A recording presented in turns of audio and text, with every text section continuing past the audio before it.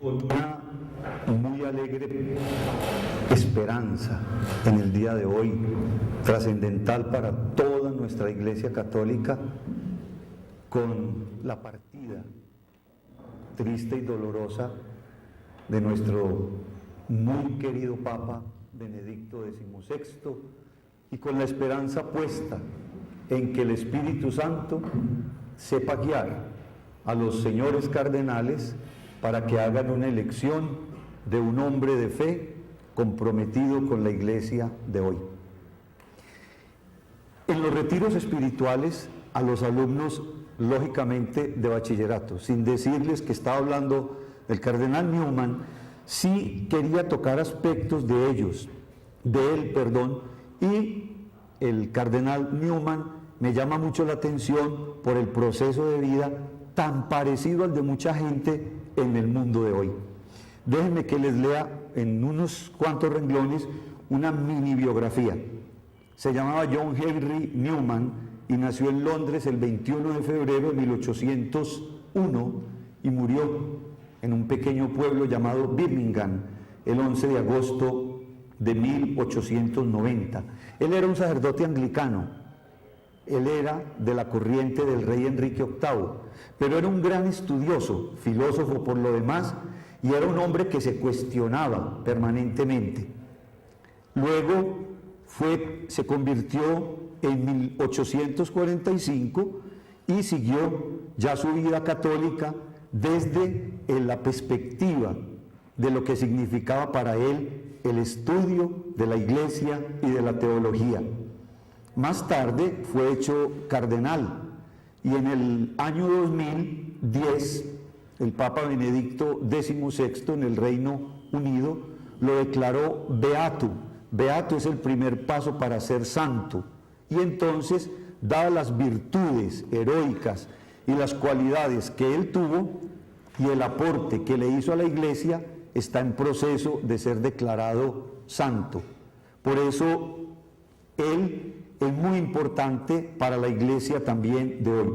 En su juventud fue muy importante y en un movimiento que se llamaba el movimiento de Oxford.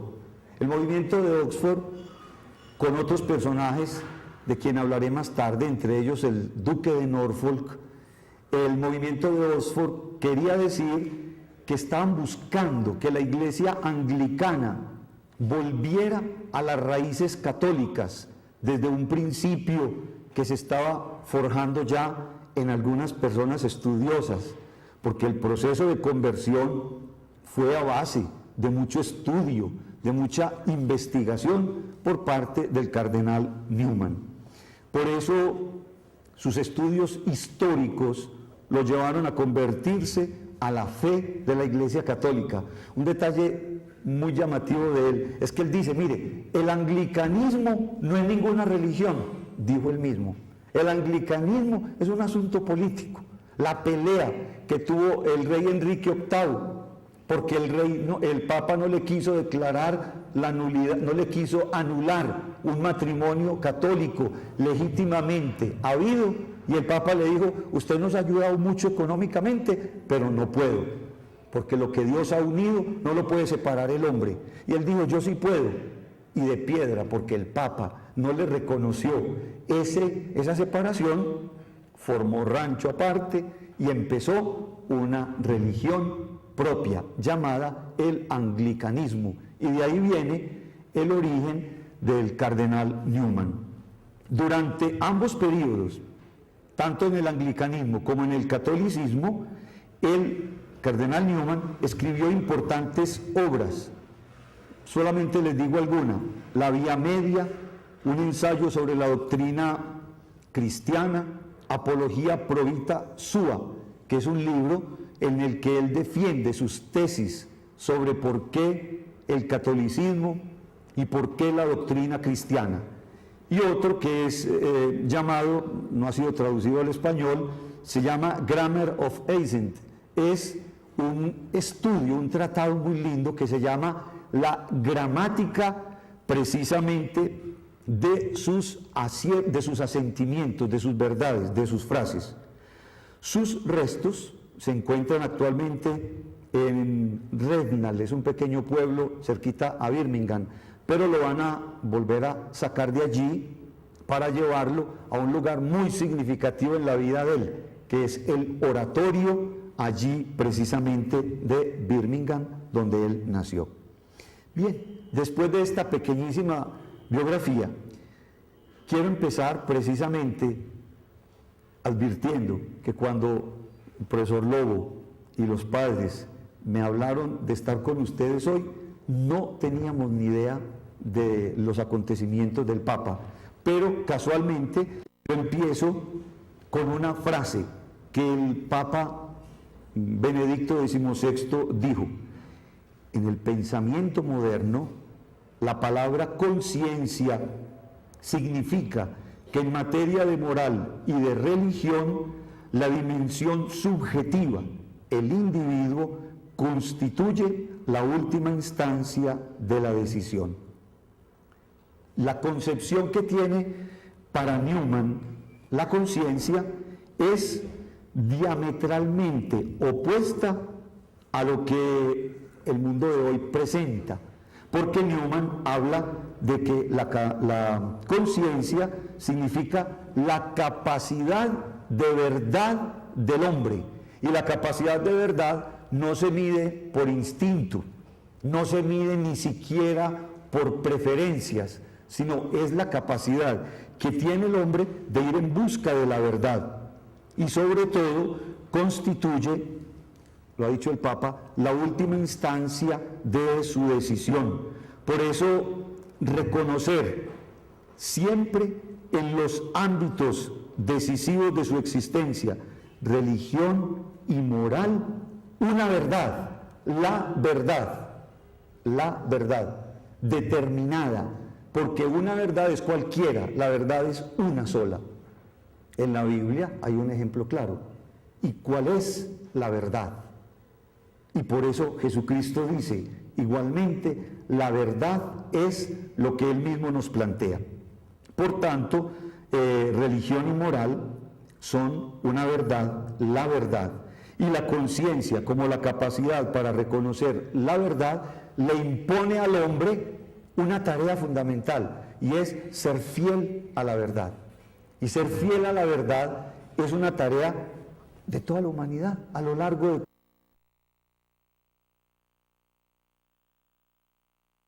Entonces hay que buscarla y hay que someterse a la verdad, someterse a ella, insiste Newman, porque, y donde la encuentre, la verdad donde la encuentre, hay que someterse a ella como un buen principio, como una buena conciencia de verdad. Y por eso el cardenal Newman insiste, miren, en sus conversiones, él insiste en que fue el estudio de la verdad lo que lo llevó a un cambio de vida. Newman empieza todo un camino en la conciencia, y en ese camino de la conciencia, él dice, esto no es un camino de subjetividad, no es lo que yo quiero, no es lo que a mí me nace, no es lo que yo busco, no, la verdad, la conciencia que yo busco es paso a paso ir abriendo el camino para que ella funcione en mi vida y yo funcione dentro de esa misma conciencia. Newman experimentó que conciencia y verdad se pertenecen, no son palabras aisladas, ni acomodadas, ni impostadas, son allí una sola, verdad y conciencia, y se sostienen y se iluminan recíprocamente. La verdad ilumina la conciencia y la conciencia es iluminada igualmente por la verdad. Por eso, vivir de esta manera es entender que este es un pensamiento moderno. Miren, esto fue en el siglo XVIII, toda la posición del cardenal Newman, pero es más viva para hoy, es modernista, y en su momento fue algo llevado por encima de lo común, no era lo normal en aquella época. Por eso, para entrar en la cuestión de la conciencia en Newman, es necesario describir brevemente el que dice de la conciencia, y él dice que con el tiempo el término conciencia ha asumido múltiples significados que en parte son incluso contradictorios entre sí. Newman, en uno de sus documentos que se llama Sermon Notes, escritos de distintos sermones en distintas ocasiones, describe el motivo central de estos contrastes y dice textualmente: en cuanto a la conciencia, para el hombre existen dos modalidades de seguirlas. A mí esto me gusta mucho en mi vida personal. En la primera, la conciencia forma solo una especie de intuición hacia lo que es oportuno, una tendencia que nos recomienda una cosa u otra. Y la otra, dice, es el eco de la voz de Dios. La conciencia como eco de la voz de Dios. Todo depende de esta diferencia. La primera vía, lógicamente, no es la de la fe, la segunda lo es. El duque de Norfolk fue muy importante en la vida de Newman. Fue un compañero de él en el movimiento de Oxford, y por los años, en el año mejor, de 1870, cuando recién salió el Concilio Vaticano I, una gran problemática, incluso una gran crítica, que por qué la Iglesia se entrometía en cosas que no le competían, teniendo en cuenta que el Concilio Vaticano I tuvo, entre muchas cosas, la doctrina social de la Iglesia, que se mencionaba muy poco, y el Concilio Vaticano viene con toda la fuerza al reconocimiento social del mundo de hoy. Entonces hubo una gran discusión. En esa discusión estaba también el duque de Norfolk, compañero de Newman en el movimiento de Oxford, y él le escribe una carta, y en esa carta dice, entre otras, un pedacito, hablándole de esa carta. Es una excelente cátedra sobre la conciencia y le presenta los derechos y los deberes. Critica una conciencia meramente racionalista y hace notar los derechos de Dios. Miren, si nosotros en la conciencia nuestra no pensamos en los derechos y deberes que Dios tiene y en los derechos y deberes que nosotros tenemos ante esa conciencia, nuestra conciencia está equivocada. Pueden ser razonamientos, raciocinios humanos, pero no serán conciencia. Entonces él dice, en esta célebre carta, que fue en 1874, sí, y le dice Newman al duque: cuando los hombres apelan a los derechos de la conciencia, no entienden en absoluto los derechos del Creador, ni el deber que tanto en el pensamiento como en la acción tiene la criatura hacia él. Ellos entienden el derecho de pensar, hablar, escribir y actuar según el propio juicio y el propio ánimo, sin pensar en Dios. Y a eso dice con cierta sorna el cardenal Newman, y a eso es que lo llaman conciencia. Desde nuestro punto, eso es criterio humano, eso no es conciencia.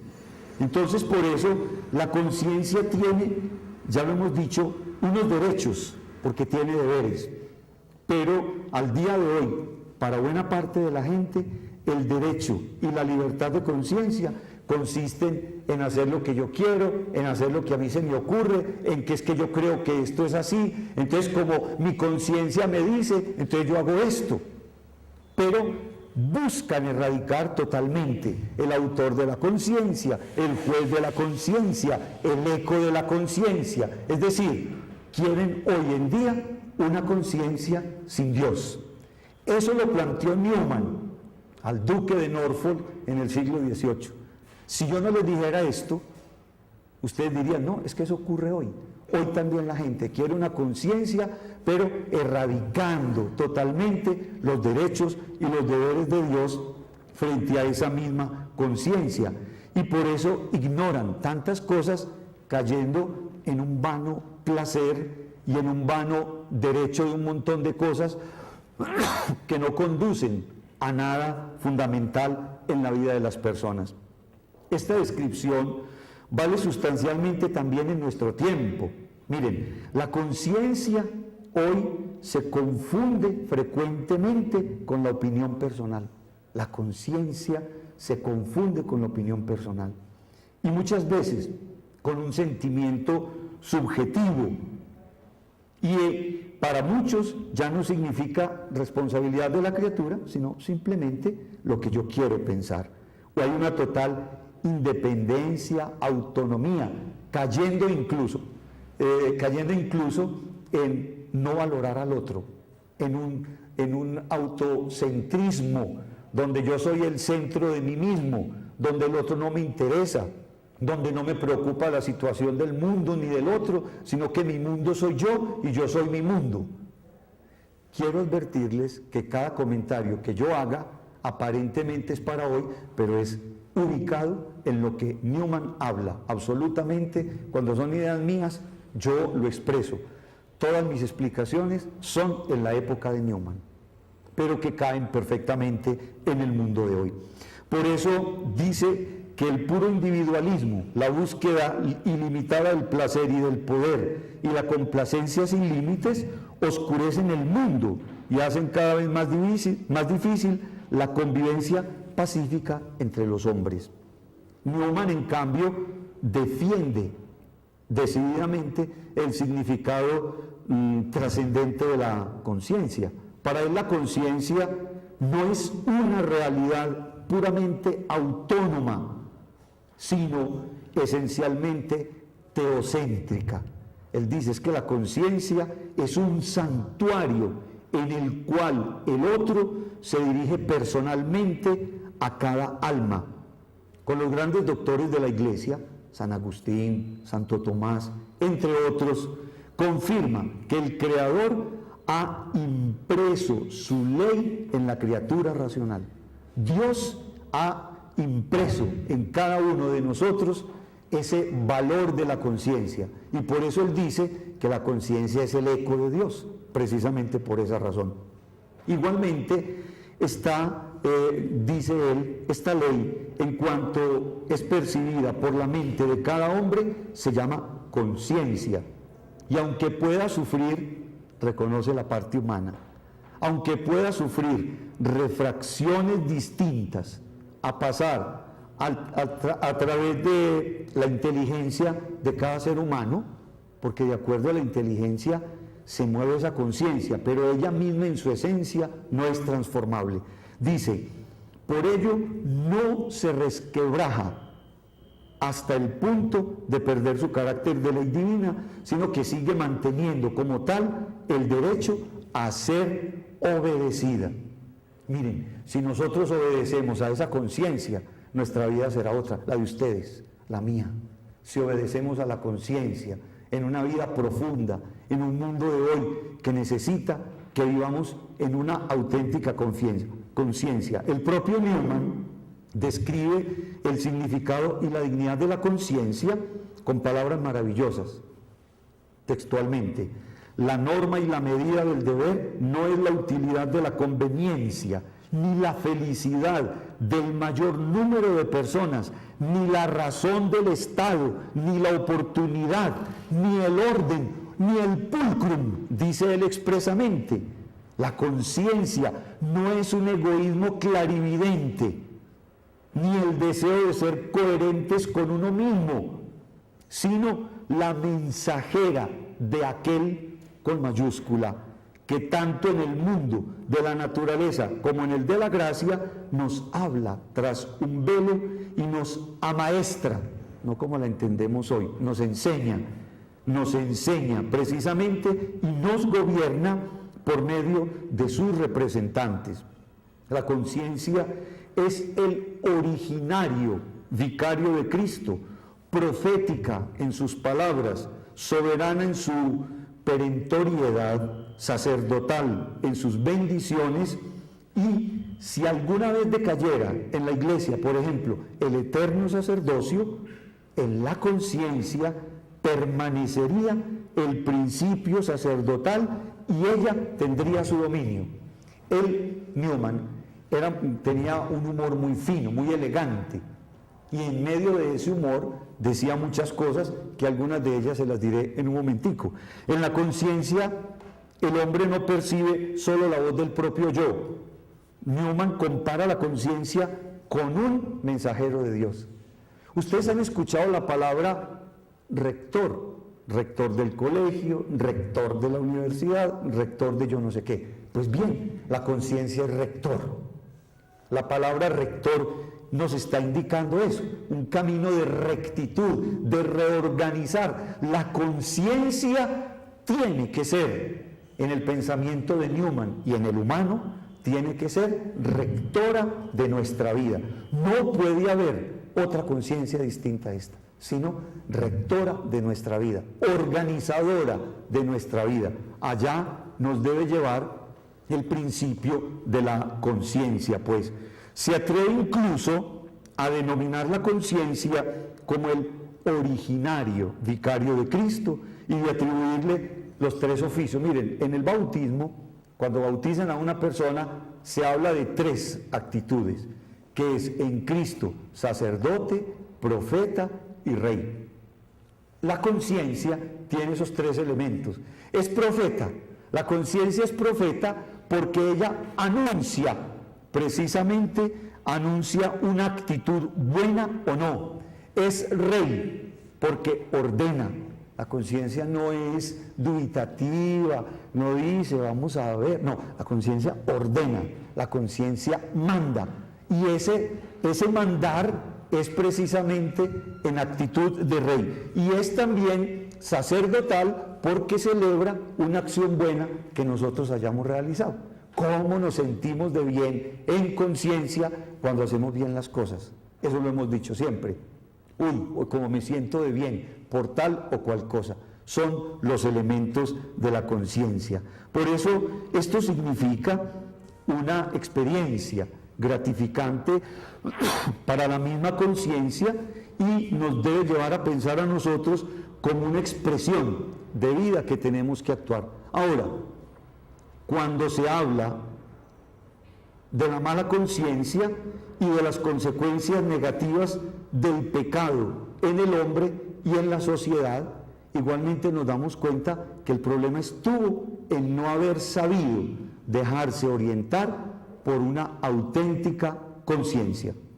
Para nosotros es importante, dice el cardenal Newman, que la conciencia está esencialmente enraizada con la responsabilidad.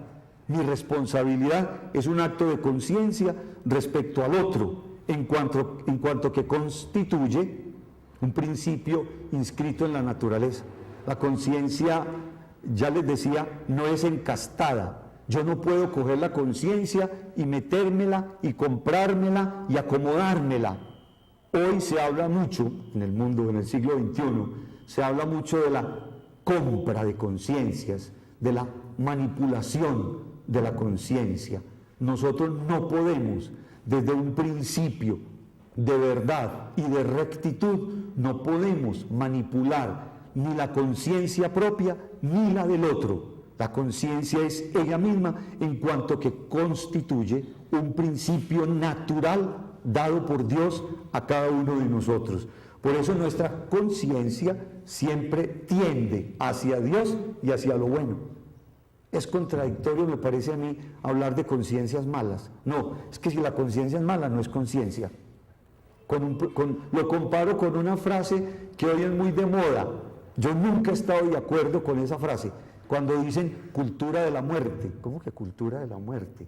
No, no hay cultura de la muerte. La cultura siempre es buena y entonces le ponen una palabra buena a una cosa mala. Lo mismo frente a la conciencia. Yo personalmente pienso que no hay conciencia mala. La conciencia es buena siempre. Y cuando no lo es porque no existe. Es porque no existe.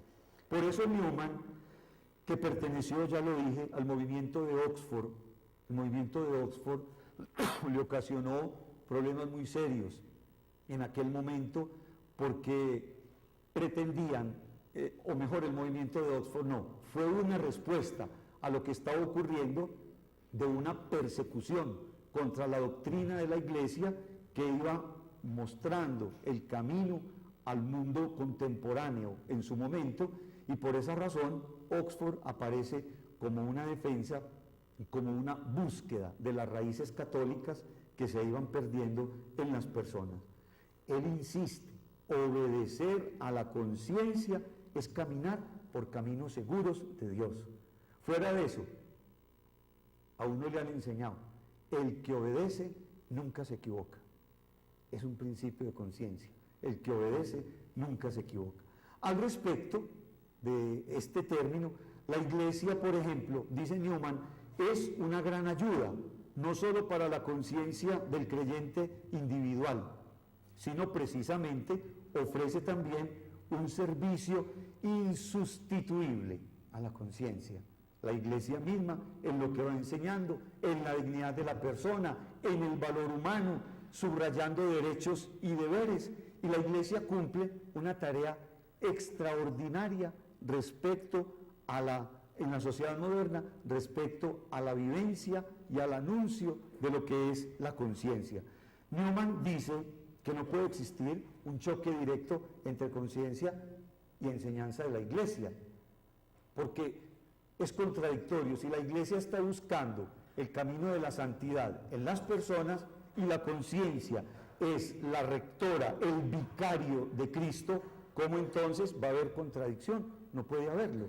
Él es claro, él dice, si la Iglesia está hablando en asuntos de disciplina, en otros asuntos, eso no es cuestión de conciencia, es cuestión de fe eclesial, pero fe y conciencia van ahí mismo ligadas en lo que la Iglesia nos va proponiendo. El Papa, por ejemplo, cualquier Papa, no va a proponer unos principios simplemente en razón de darse gusto él mismo, yéndose en contra de la conciencia o de la fe. Lo plantea pues el mismo cardenal Newman.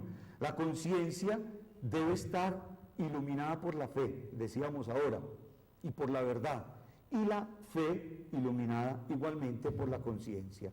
Por eso, dentro de lo que plantea el cardenal Newman, frente a la Iglesia, nos habla de esos principios, del principio de lo que la conciencia quiere marcar en cada uno de nosotros. Mire, prima facie, aquí hay abogados, y ¿sabe qué quiere decir esa expresión? Lo primero, sin duda ninguna, sin crítica ninguna, sin ningún condicionamiento, lo primero que prima es el estricto deber, y no hay otra cosa que decir. Y también, por un sentido, dice Newman, en la lealtad con el Papa, tiene razón y actúa en conformidad a esas enseñanzas. Hoy hay gente que plantea que mi conciencia me dice fe y Dios, sin Iglesia, sin conciencia. Eso no es posible, no es posible, no hablemos bobadas. Cardenal Newman dice, es que no puede, ¿cómo se puede hablar de una conciencia ¿cómo se dice?, fuera del cuerpo, incorpórea, como etérea? No, es tan real como que esto es un objeto, como que usted es una persona. Así es la conciencia. Y esa conciencia mueve mi vida y esa conciencia es la que le va dando sentido a toda mi existencia. Por eso Newman concluye sus afirmaciones sobre la conciencia en la carta al duque de Norfolk dice una cosa muy simpática. Miren, si en el cristianismo propusieran y mandaran que hay que hacer un brindis a la religión después del almuerzo, dice él, yo lo hago. Pero permítanme decir una cosa, primero se lo hago a la conciencia y luego al Papa. Primero a la conciencia y luego al Papa, porque él dice cómo lo primordial es la conciencia que nos va llevando a vivir ese camino de Iglesia. Por eso esta ocurrencia, porque cómo va a haber un brindis al cristianismo después de un almuerzo, es para entender la convicción de lo que significa una fe y una conciencia.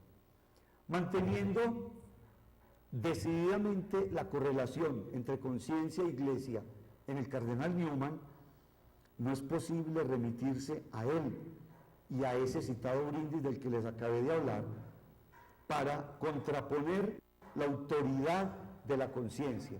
Miren, la conciencia tiene autoridad propia, no es mi autoridad, no es la autoridad del otro, es